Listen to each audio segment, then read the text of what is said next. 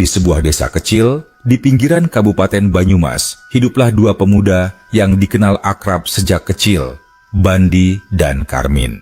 Keduanya sudah seperti saudara. Sehari-hari mereka bekerja serabutan, kadang membantu orang di sawah, kadang memperbaiki pagar bambu, kadang juga ikut menebang pohon di tepi hutan. Tapi ada satu kesamaan yang membuat mereka tak terpisahkan, kegemaran memancing. Setiap sore, setelah urusan kerja beres, mereka pasti berangkat ke sungai kecil yang membelah hutan bambu di belakang desa. Sungai itu dangkal, airnya bening, mengalir perlahan di antara batu-batu besar berlumut.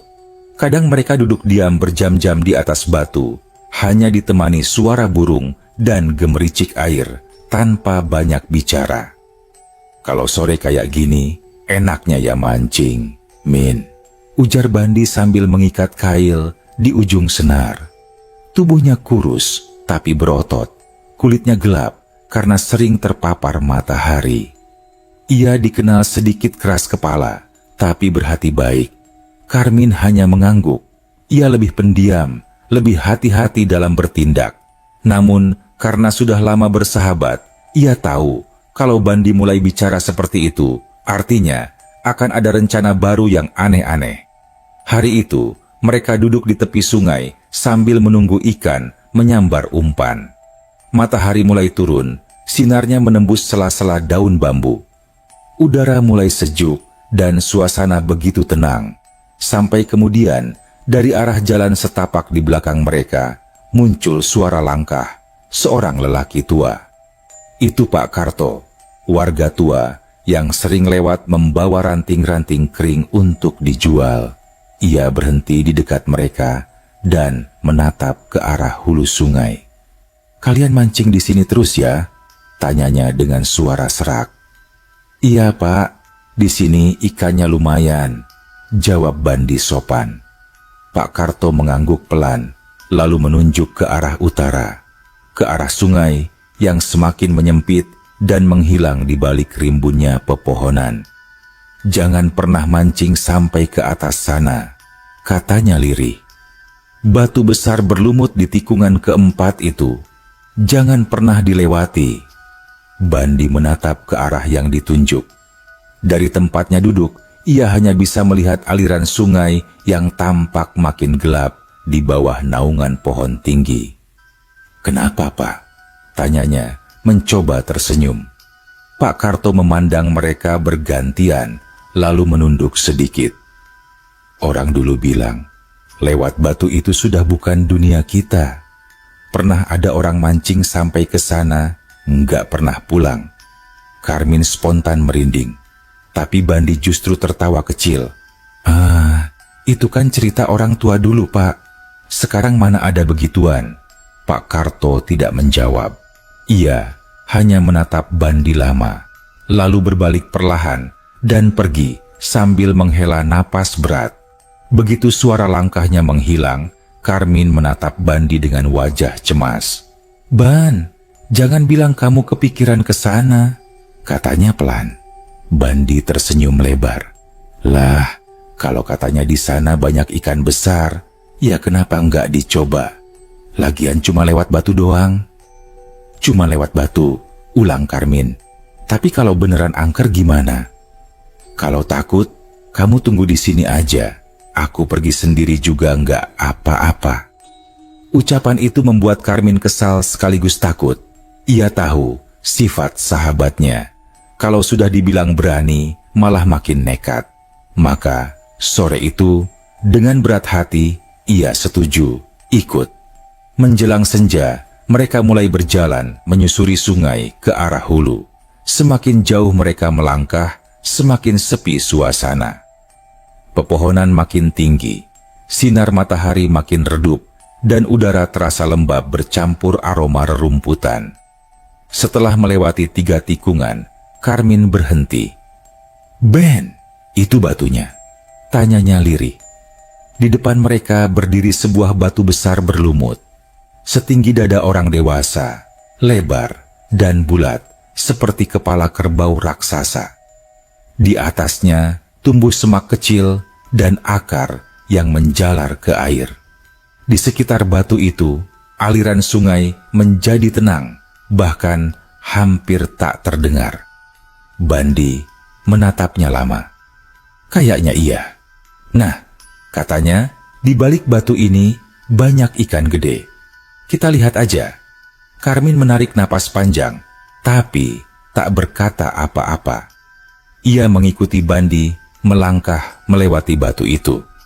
Begitu kaki mereka menjejak sisi lain sungai, suasana langsung berubah. Angin berhenti, suara burung hilang. Bahkan, suara gemericik air seolah lenyap. Hanya ada desiran lembut seperti bisikan jauh yang tak jelas dari mana asalnya. "Ban, kok sunyi banget ya?" tanya Karmin pelan. Bandi menelan ludah, tapi tetap berusaha tenang. "Ya, namanya di hutan. Udah, cepet mancing aja, biar dapat banyak sebelum gelap." Mereka mulai melempar kail ke air yang tenang itu. Anehnya, umpan langsung disambar ikan. Sekali tarik, seekor ikan besar meloncat, sisiknya berkilau seperti perak. Bandi bersorak gembira. "Tuh kan, kataku juga apa? Banyak ikannya di sini." Sementara Karmin hanya diam, memandangi air sungai yang terasa terlalu jernih, terlalu tenang, dan terlalu aneh.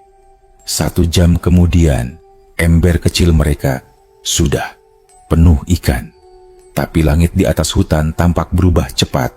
Senja menghilang, berganti gelap dalam sekejap, seperti ada yang menutup matahari dengan tirai hitam.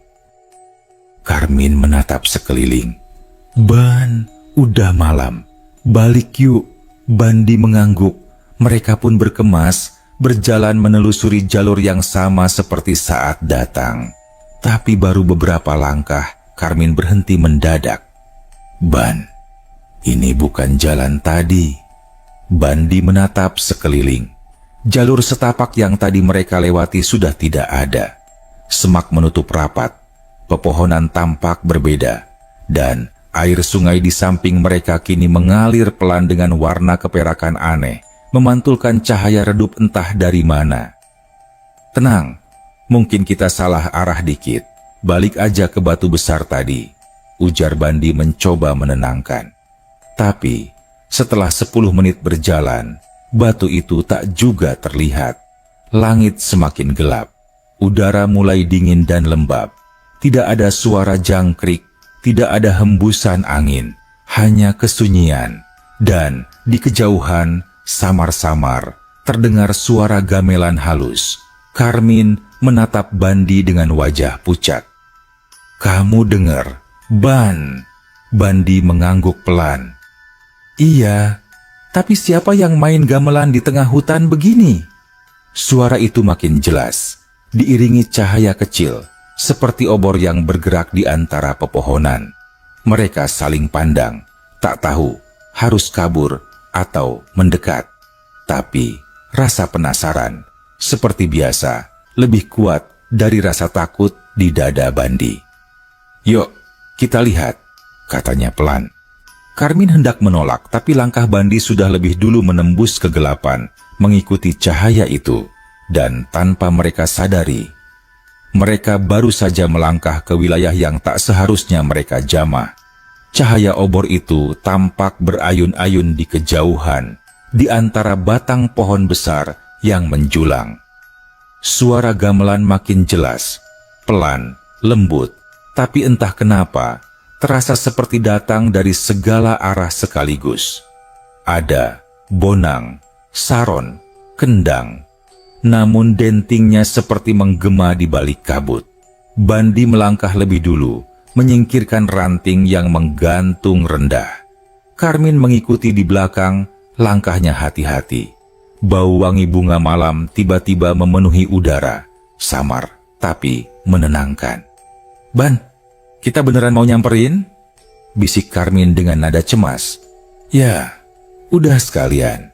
Siapa tahu ada orang yang bisa nunjukin jalan pulang," jawab Bandi. Suaranya rendah tapi mantap. Beberapa menit kemudian, pepohonan mulai jarang. mereka tiba-tiba melihat cahaya yang lebih terang, seperti cahaya dari banyak pelita. Dari balik semak, tampak deretan rumah-rumah bambu berdiri rapi di tepi jalan tanah. Atapnya dari ijuk, halamannya bersih, dan di setiap rumah tampak pelita minyak bergoyang lembut tertiup angin. Karmin menatap takjub. "Ban, sejak kapan ada kampung di sini?" Bandi menggeleng. "Aku juga heran. Padahal kita sering ke sungai, nggak pernah dengar atau lihat kampung sebesar ini." Dari kejauhan, terdengar suara tawa anak-anak kecil.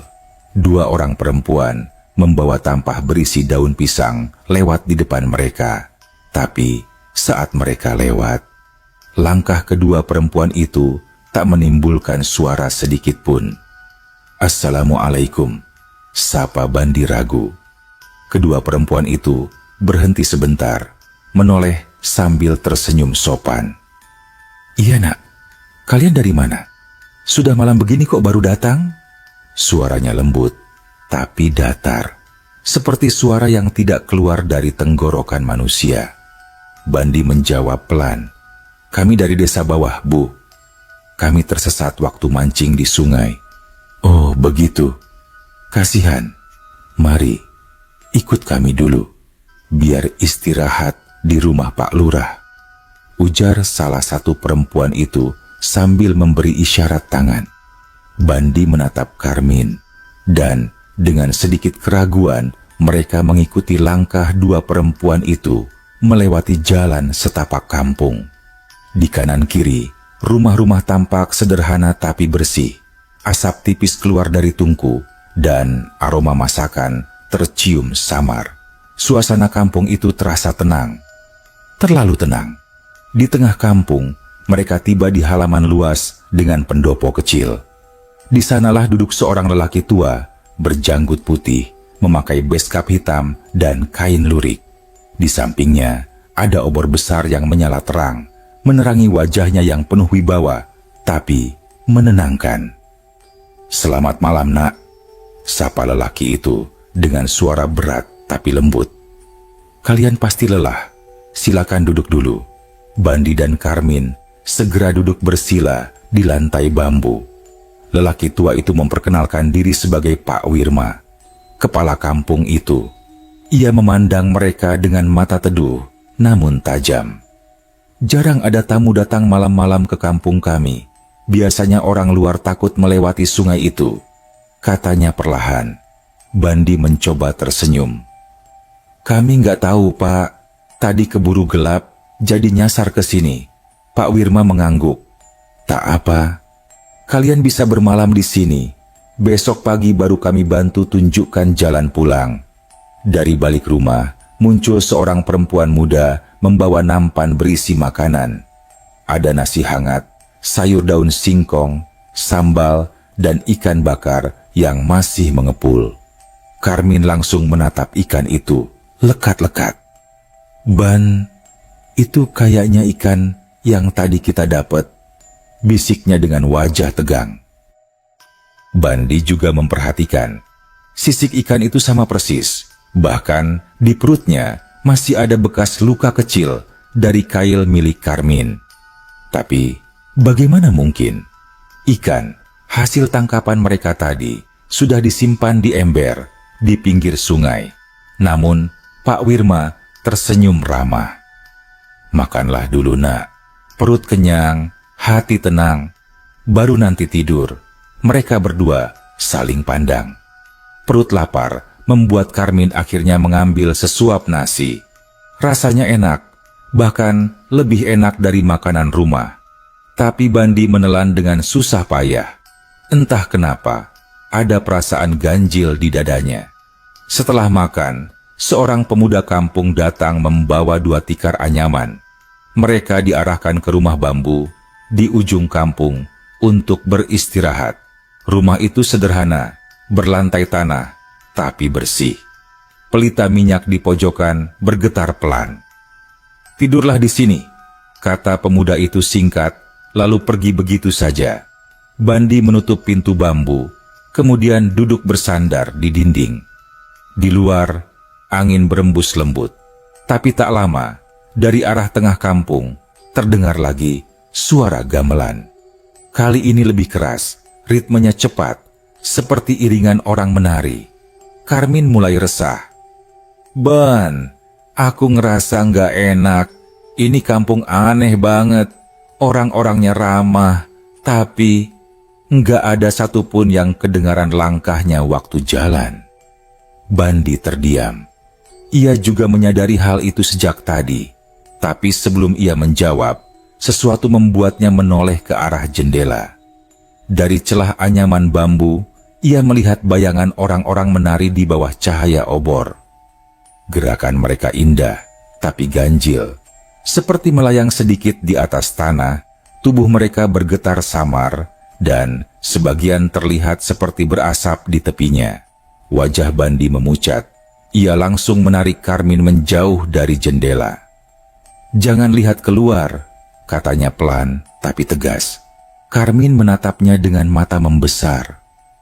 "Maksudmu, mereka bukan manusia?" Bandi menggeleng pelan, tak sanggup menjawab. Udara di dalam rumah mendadak berubah dingin. Pelita minyak di sudut ruangan berkedip-kedip, lalu meredup sendiri tanpa sebab. Mereka berdua duduk kaku, hanya bisa mendengar denting gamelan yang entah kenapa kini terasa seperti memanggil. Seakan setiap tabuhan gong berbisik di telinga mereka. "Kalian sudah di sini, jangan pergi dulu." Karmin menggigil. "Ban, aku pengen pulang." Bandi menatap pelita yang nyaris padam, lalu berbisik lirih. "Besok pagi, begitu terang, kita cari jalan pulang. Malam ini, jangan keluar rumah apapun yang terjadi." Namun, malam itu terasa panjang, terlalu panjang. Karena di luar sana, suara tawa anak-anak kecil yang tadi mereka dengar, kini berubah menjadi suara tangis lirih, bergema di antara tiupan angin dan denting gamelan yang terus berputar. Fajar belum juga datang, tapi langit di atas kampung itu tampak kelabu. Bukan gelap malam, bukan pula terang pagi. Cahaya samar seperti kabut abu-abu melingkupi rumah-rumah bambu, membuat semuanya tampak seolah terbungkus dalam mimpi panjang yang ganjil. Bandi terbangun lebih dulu. Napasnya terasa berat, keringat dingin menetes dari pelipis. Ia baru saja bermimpi aneh. Seorang lelaki berjubah hitam menatapnya dari tengah hutan sambil berucap pelan, "Kamu bukan orang sini, tapi darahmu pernah menyentuh tanah ini." Ia menoleh ke samping. Karmin masih tidur meringkuk, wajahnya pucat. Di luar rumah, suara gamelan semalam sudah hilang, berganti dengan kesunyian yang aneh. Hanya terdengar suara dedaunan bergesekan, pelan dan berat. Bandi keluar dari rumah. Udara di luar dingin menusuk, seperti udara pagi di pegunungan. Ia menatap sekeliling. Kampung itu tampak sama, tapi tak ada satupun orang berkeliaran. Tidak ada ayam berkokok, tidak ada asap dapur, tak ada aktivitas apapun. Tiba-tiba, dari arah pendopo, muncul sosok lelaki tua yang semalam mereka temui. Pak Wirma. Langkahnya pelan, tapi suaranya tetap berat dan jelas. "Sudah bangun rupanya," ucapnya sambil tersenyum samar. "Bagaimana tidurmu, nak?" Bandi berusaha tersenyum sopan. "Alhamdulillah, Pak. Tapi kampung ini sepi sekali ya pagi-pagi." Wirma tertawa kecil. "Kami hidup dengan cara kami sendiri, nak. Orang-orang sini hanya keluar kalau ada keperluan. Dunia kami tidak sama seperti dunia kalian." Bandi terdiam. Kalimat itu terasa berat, seolah memiliki makna lain. Ia menelan ludah. "Kami rencana mau pulang pagi ini, Pak. Takut orang rumah nyariin." Wirma memandangnya lama. "Kalian ingin pulang?" "Iya, Pak," sahut Karmin, yang tiba-tiba sudah berdiri di belakang Bandi. Suaranya terdengar serak. "Tolong tunjukkan jalan ke arah sungai." Wirma tersenyum tipis. "Baiklah, Tapi tidak semua tamu bisa keluar dari kampung ini dengan mudah. Ia menatap mereka dalam-dalam, lalu menambahkan dengan nada datar, banyak yang mencoba, tapi akhirnya kembali ke halaman rumah mereka sendiri. Kata-kata itu membuat bulu kuduk Karmin meremang. Tapi sebelum ia sempat bicara, Pak Wirma sudah berjalan pelan ke arah belakang pendopo sambil berkata, "Ikutlah aku." Mereka menuruti langkahnya. Jalanan kampung yang mereka lewati terasa berbeda dari semalam. Lebih panjang, lebih berliku, dan setiap tikungan tampak seperti membawa mereka ke tempat yang sama lagi. Beberapa rumah yang tadi mereka lewati kini muncul lagi di depan mata, seperti mereka sedang berjalan dalam lingkaran. Karmin mulai panik. "Ban, kita udah lewat sini tadi." Bandi mencoba menenangkan, tapi hatinya sendiri mulai gelisah. Setiap langkah terasa berat, seperti tanah menahan kaki mereka agar tak bisa pergi. Akhirnya mereka berhenti di tepi sungai kecil di ujung kampung. Airnya bening, tapi dasar sungai tampak berkilau aneh seperti kaca. Pak Wirma berdiri di tepinya, memandangi aliran air dengan mata sendu. "Lihatlah sungai ini," katanya pelan. "Airnya mengalir dari dunia kalian, lalu berakhir di dunia kami. Sekali kalian menyeberang tanpa izin, dunia tak akan mengenali kalian lagi." Karmin menggeleng cepat. "Kami nggak tahu, Pak. Kami cuma mancing, nggak maksud apa-apa." Pak Wirma menatap mereka. "Aku tahu, tapi aturan tetap aturan." Ia menghela napas panjang, lalu menambahkan dengan nada lebih lembut, "Namun mungkin masih ada jalan keluar. Jika ada yang mengenali darah kalian." Bandi mengerutkan kening. "Maksudnya?"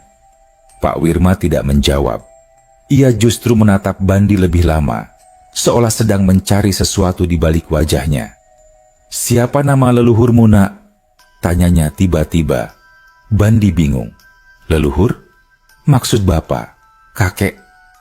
"Iya, kakek, buyut, siapapun yang dituakan di keluargamu." Bandi mengusap tengkuknya, berpikir sebentar. "Kakekku namanya Mbah Rawi. Orang tua di desaku bilang beliau dulu sering bantu orang sakit. Sekarang udah tua banget." Begitu nama itu diucapkan, wajah Pak Wirma langsung berubah. Senyumnya lenyap, matanya melebar, lalu ia menunduk perlahan. Bukan karena takut, tapi seperti memberi hormat. "Mbah Rawi?" Suaranya nyaris berbisik. "Kamu cucu Mbah Rawi?" Bandi mengangguk, bingung. "Iya, Pak." "Kenapa? Memangnya?" Pak Wirma tak menjawab. Ia berbalik, lalu melangkah cepat menuju tengah kampung sambil berseru, "Panggil semua orang. Anak dari keturunan penolong kita datang."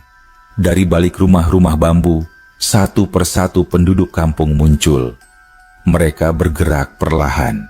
Wajah mereka teduh tapi samar, seperti dilapisi kabut tipis. Mata mereka hitam, tapi bukan menyeramkan, lebih seperti dalam, penuh rasa hormat. Karmin mundur setapak, jantungnya berdebar. "Ban, mereka ngeliatin kamu semua." Wirma berdiri di hadapan mereka, lalu menunduk dalam-dalam. "Kami tidak tahu kalian cucu siapa. Kalau saja tadi kami tahu, tentu kami sambut dengan cara yang berbeda." Bandi semakin bingung. "Saya nggak ngerti, Pak. Sebenarnya ini kampung apa sih?" Pak Wirma mengangkat wajahnya. Di matanya ada kesedihan yang dalam. "Ini kampung yang tak tercatat di peta. Dulu, ketika kami masih berwujud manusia, kampung ini hancur karena wabah. Tak ada yang selamat, kecuali roh kami, dan yang menolong kami agar bisa beristirahat dengan tenang adalah Mbah Rawi." Suasana mendadak hening. Hanya angin yang berembus pelan membawa aroma bunga kenanga yang entah dari mana datangnya. Pak Wirma melanjutkan, suaranya bergetar. "Beliau datang tanpa takut, meski tahu kami bukan lagi manusia. Ia bacakan doa, menenangkan kami yang tersesat di antara dua dunia. Sejak itu, nama beliau kami jaga, kami hormati, dan sekarang cucunya datang ke sini. Semua penduduk kampung menunduk bersamaan.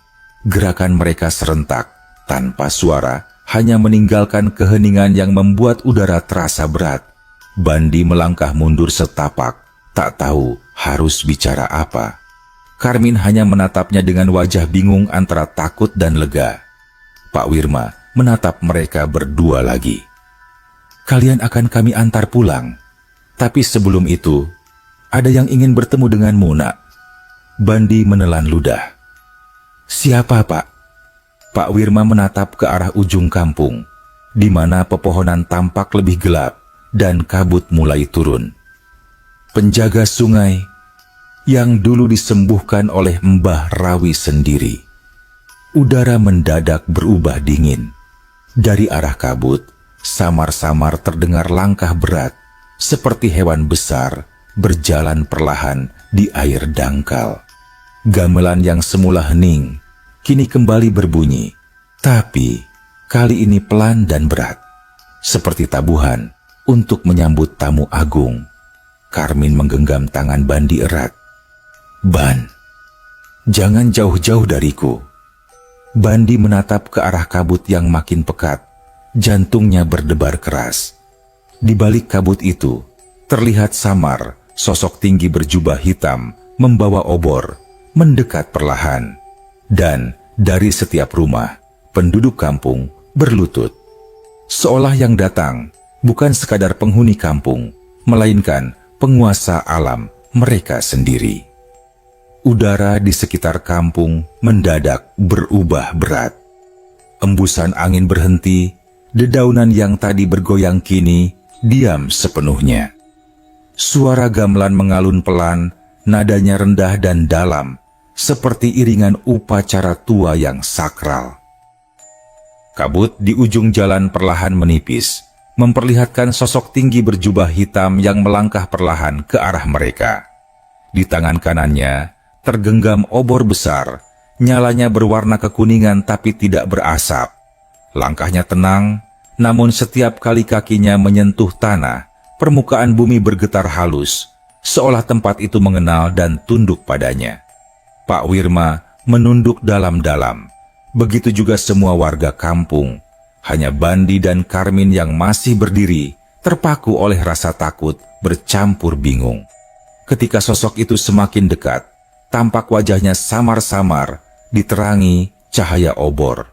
Tua, berkeriput, tapi berwibawa. Matanya tidak merah, tapi hitam legam, dan dalam seperti sumur tua. Ada sesuatu di dalam sorot mata itu, bukan kemarahan, melainkan semacam kebijaksanaan yang tua sekali, seperti berasal dari zaman sebelum desa mereka lahir. Sosok itu berhenti di depan Pak Wirma. Suaranya berat, dalam, namun tenang. Jadi, ini cucu dari Mbah Rawi? Pak Wirma menunduk. Iya, Kanjeng. Beliau tersesat tanpa sengaja. Sosok berjubah hitam itu mengalihkan pandangannya pada Bandi. Tatapannya membuat darah Bandi serasa berhenti mengalir. Tapi, di balik rasa takut itu, ada sesuatu yang aneh. Rasa hangat, yang justru membuat tubuhnya tidak bisa bergerak. Namamu siapa, anak muda? Bandi, Kanjeng. Jawabnya lirih, hampir tak terdengar. Bandi. Sosok itu mengulang namanya perlahan. Cucu dari Mbah Rawi, orang yang dulu menyembuhkan luka di bahuku. Ia mengangkat sedikit lengan jubahnya. Di sana, samar terlihat bekas luka panjang yang sudah menghitam seperti arang. Dulu, aku bukan penjaga sungai seperti sekarang. Aku hanyalah roh gelisah dari prajurit yang mati di medan hutan. Wabah dan dendam membuatku tak bisa pergi. Tapi kakekmu datang. Ia tidak takut padaku, bahkan memberiku air doa dan menanam rajah di tepi batu besar, tempat kalian lewat itu. Karmin menatap Bandi dengan mata membulat. Ban, berarti batu itu... Sosok itu mengangguk, seolah membaca pikiran mereka. Ya, batu besar berlumut itu adalah penanda batas antara dunia manusia dan dunia kami. Dulu, kakekmu menanam rajah doa di bawah batu itu agar tak ada manusia tersesat ke sini. Tapi karena kalian mancing tepat di atasnya, batas itu terbuka lagi. Bandi terdiam. Ia merasa campur aduk, takut, tapi juga takjub. Kami tidak tahu, Kanjeng. Kami hanya ikut aliran sungai. Maafkan kami kalau sudah lancang. Sosok itu menatap Bandi lama sekali. Lalu, perlahan, ia menunduk. Gerakan yang sangat halus tapi jelas, sebuah bentuk penghormatan. Cucu Mbah Rawi tidak boleh dihukum di tanah ini. Justru kami yang harus menjaga kalian sampai kembali. Semua warga kampung serentak menunduk dalam-dalam, seperti menyetujui keputusan itu tanpa suara. Hening, hanya suara gamelan yang kembali mengalun, kali ini dengan irama yang lebih lembut. Tiba-tiba, angin bertiup lagi. Pelita di sepanjang jalan menyala satu persatu, seolah ada tangan tak kasat mata yang menyalakannya. Kampung itu berubah terang, hangat, dan tidak lagi terasa menyeramkan. Pak Wirma mendekat kepada Bandi dan Karmin, wajahnya tampak lega. Kanjeng sudah memberi izin. Malam ini kalian akan diantar pulang. Karmin masih menggigil. Tapi, bagaimana caranya? Tadi kami muter-muter, jalan pulang selalu kembali ke sini. Pak Wirma tersenyum. Karena kalian berjalan dengan kaki manusia di tanah para arwah. Untuk keluar, kalian harus dibimbing oleh mereka yang menjaga batas. Ia menatap sosok berjubah hitam itu dengan hormat. Sosok itu mengangguk pelan. Aku yang akan mengantar. Bandi menelan ludah. Kanjeng, boleh saya tanya, kampung ini sebenarnya apa? Kenapa bisa ada di balik sungai? Sosok itu menatap jauh ke arah kabut.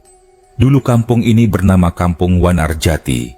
Ratusan tahun lalu, wabah dan perang memusnahkan semua penghuninya. Kami tak sempat dikuburkan. Jiwa-jiwa ini tak bisa meninggalkan tempatnya karena tak ada doa yang menghantarkan. Ia menatap Bandi lagi. Hingga datanglah kakekmu. Ia tak hanya mendoakan kami, tapi juga memberikan janji bahwa keturunannya akan selalu mendapat perlindungan dimanapun berada. Karena itu, begitu namanya disebut, seluruh penghuni tempat ini tunduk. Bandi menunduk dalam-dalam, merasa tergetar. Ia teringat pada Mbah Rawi, lelaki tua renta di desanya yang masih sering duduk di teras rumah sambil memegang tasbih. Wajahnya teduh dan suaranya selalu lembut. Ia tidak pernah menyangka bahwa kakeknya ternyata memiliki ikatan dengan dunia yang tak terlihat. Pak Wirma memotong hening dengan suara lembut.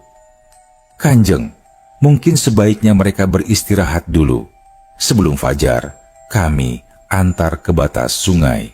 Sosok berjubah hitam itu mengangguk. Baik, tapi jangan biarkan mereka sendirian malam ini. Dunia kami kadang iri pada manusia. Mereka bisa hidup dan mati, sementara kami hanya menunggu. Kalimat itu membuat Karmin menunduk takut. Ia bisa merasakan hawa aneh yang mengitari kampung. Bukan jahat, tapi sangat tua, seolah setiap jengkal tanah punya kenangan. Malam itu, Bandi dan Karmin ditempatkan di rumah dekat sungai. Beberapa warga gaib menjaga dari luar, menyalakan pelita di setiap sudut halaman. Di dalam rumah, mereka duduk berdua tanpa bicara lama sekali. Karmin akhirnya membuka suara. Ban, kalau aku jujur, aku masih nggak yakin ini nyata. Kayak mimpi, tapi aku bisa ngerasain hawa mereka beda. Dingin, tapi damai. Bandi mengangguk pelan. Aku juga ngerasa gitu. Aku cuma pengen cepet pulang. Kangen rumah. Di luar, suara gamelan kembali terdengar. Namun kali ini bukan menakutkan. Nada-nadanya lembut, seperti lagu pengantar tidur. Cahaya pelita menari di dinding bambu, dan Untuk pertama kalinya sejak mereka tersesat, Bandi dan Karmin bisa memejamkan mata tanpa rasa takut.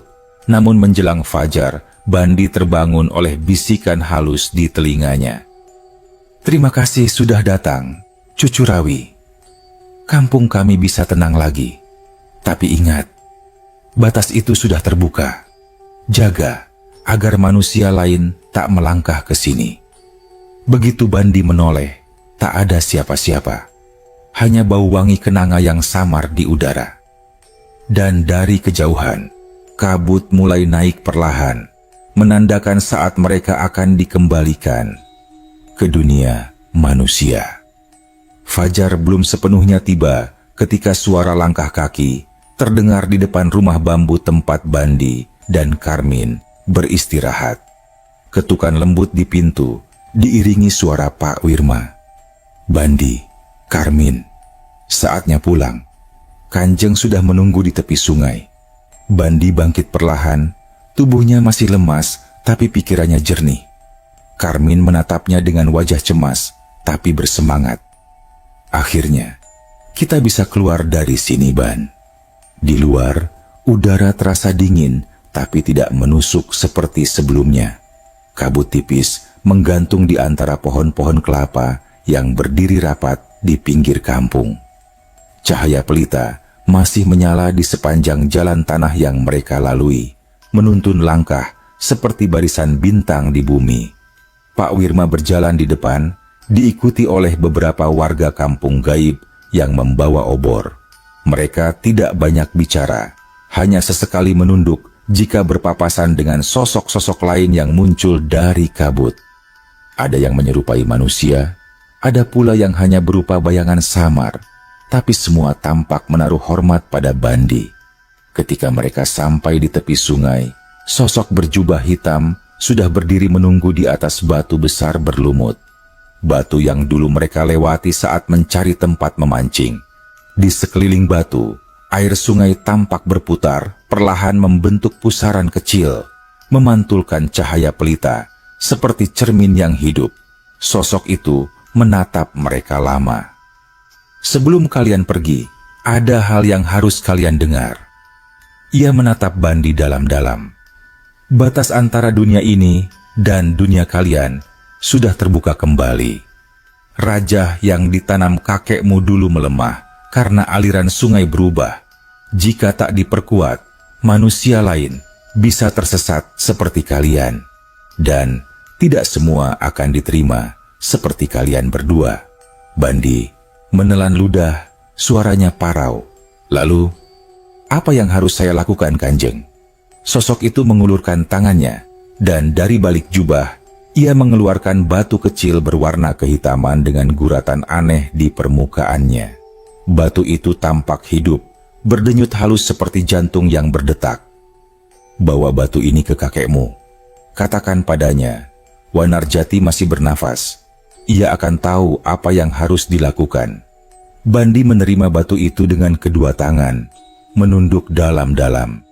Hawa dingin langsung menjalar dari telapak tangannya ke seluruh tubuh, namun tidak menyakitkan. Justru menenangkan, seperti disentuh oleh kenangan masa lalu.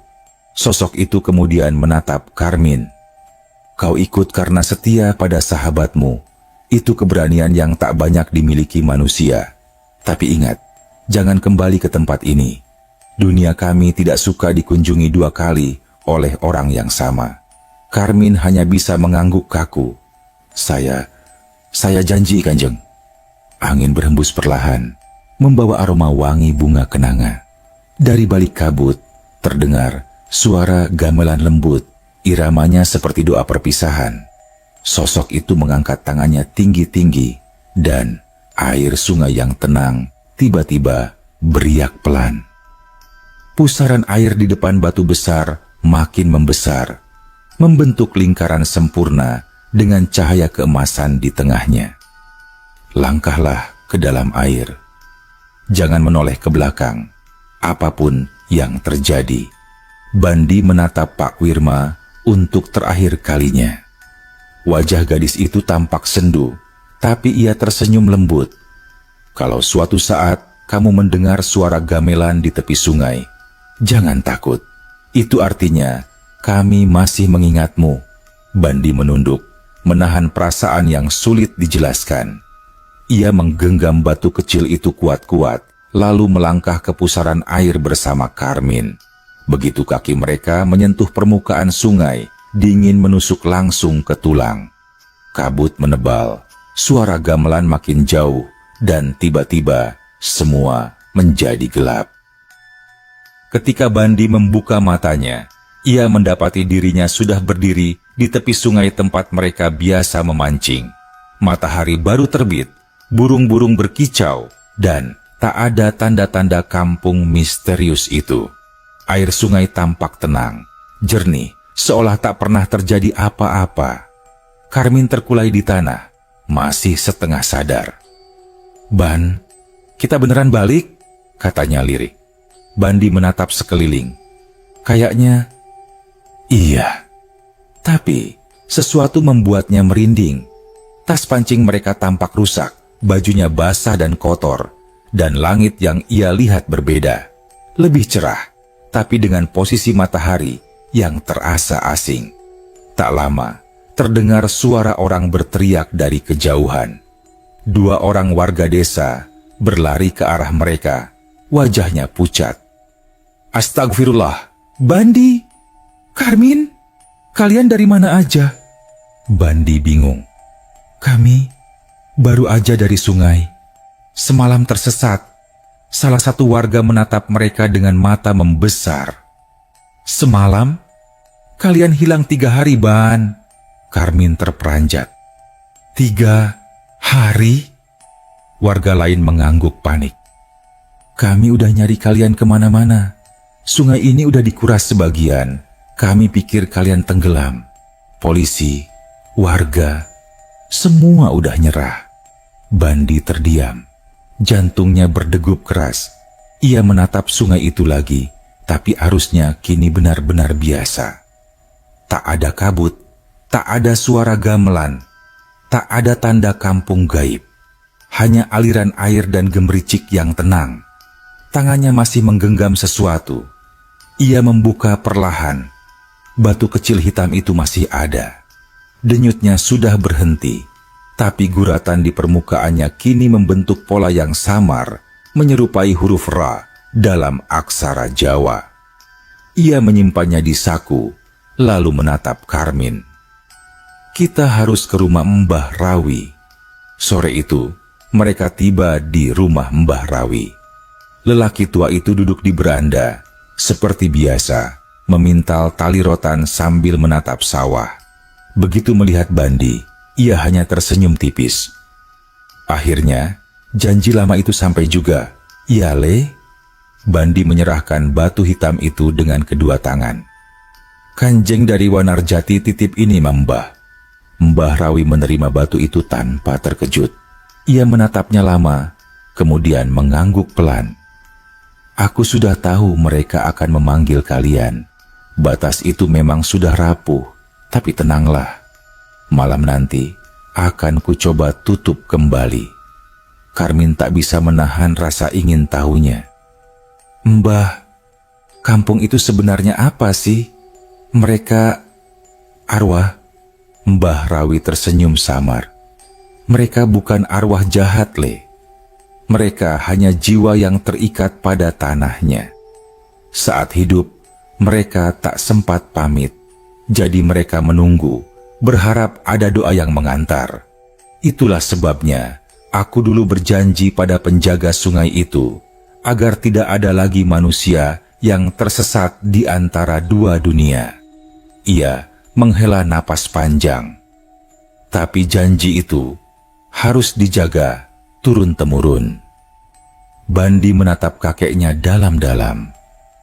"Berarti sekarang giliran saya, Mbah?" Mbah Rawi tersenyum penuh arti. "Mungkin begitu, Le. Kadang, garis keturunan bukan soal darah, tapi soal takdir." Di luar, matahari mulai tenggelam. Angin sore berhembus lembut membawa suara-suara jangkrik dari sawah. Tapi di antara suara itu, Bandi samar mendengar alunan gamelan lembut. Jauh, sangat jauh, seolah berasal dari balik sungai yang kini tenang. Ia tahu, kampung itu mungkin sudah tertutup kembali. Tapi bukan berarti hilang. Hanya menunggu, di balik kabut, di balik waktu. Dan sejak hari itu, Bandi tak pernah lagi memancing di tepi sungai itu. Malam itu, langit tampak berat dan berawan. Bulan separuh tertutup kabut, hanya menyisakan cahaya pucat yang memantul di permukaan sungai. Di kejauhan, suara jangkrik seperti berhenti, digantikan desir angin yang membuat daun pisang bergesek lembut. Di beranda rumahnya, Mbah Rawi duduk bersila menghadap ke arah sungai. Di depannya ada wadah tanah liat berisi air, seikat daun kelor, dan batu hitam berukir aneh yang diserahkan oleh Bandi siang tadi. Di sampingnya, Bandi dan Karmin ikut duduk bersimpuh, menunduk dalam diam. Suasana terasa khidmat. Tak ada penerangan selain pelita minyak yang bergoyang tertiup angin. Aroma dupa samar tercium di antara semerbak tanah basah. Bandi, ujar Mbah Rawi pelan tanpa menoleh. Malam ini kita akan menutup gerbang itu kembali. Tapi ingat, tidak semua yang terbuka bisa ditutup tanpa izin. Kita hanya bisa memohon, bukan memaksa. Bandi mengangguk pelan.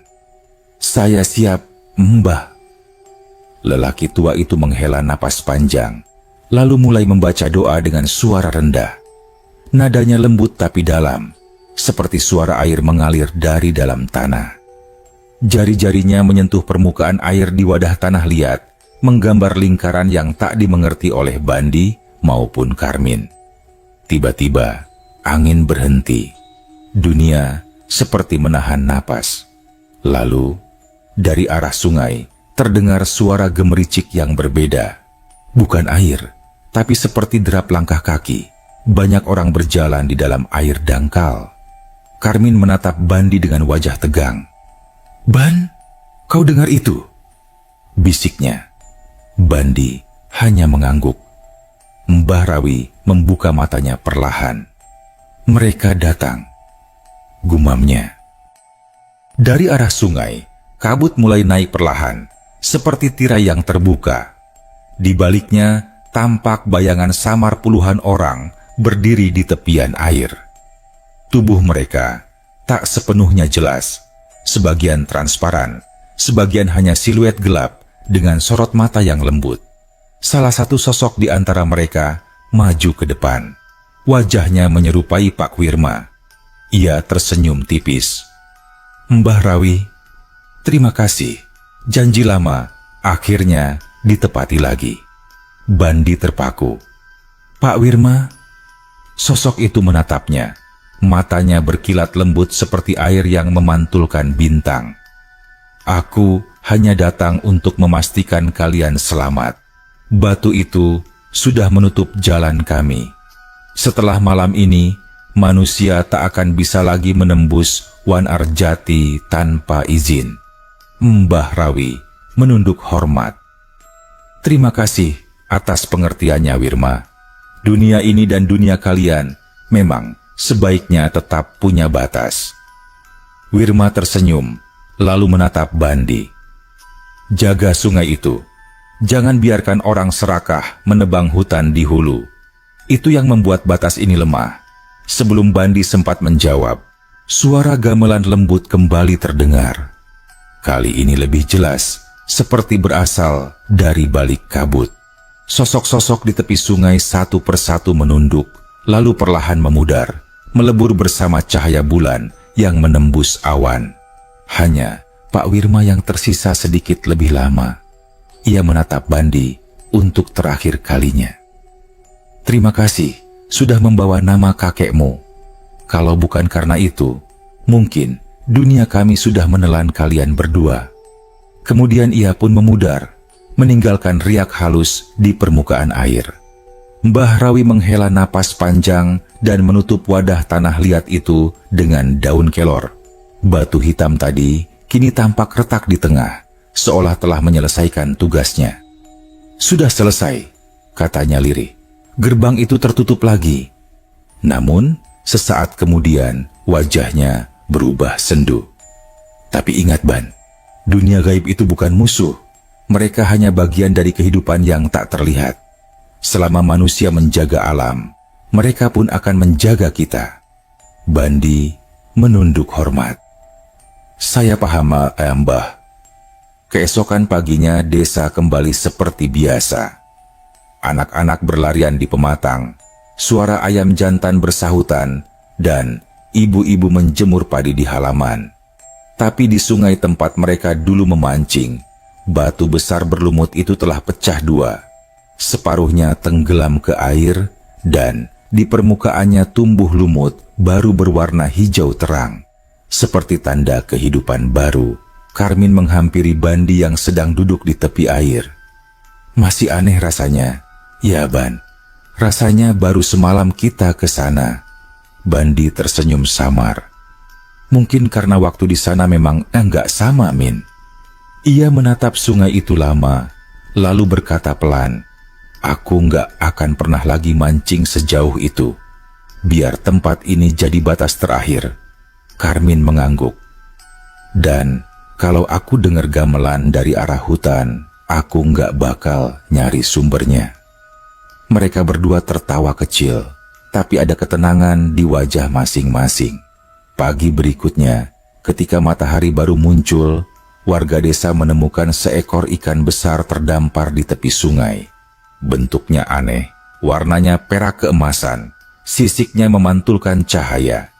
Orang-orang berebut melihat, tapi anehnya, ketika Bandi datang mendekat, ikan itu tiba-tiba bergetar dan meluncur kembali ke sungai, meninggalkan riak air kecil. Tak ada yang tahu dari mana datangnya ikan itu. Tapi Bandi tahu, itu bukan ikan biasa. Itu tanda bahwa Wanarjati masih hidup dan masih mengingat mereka.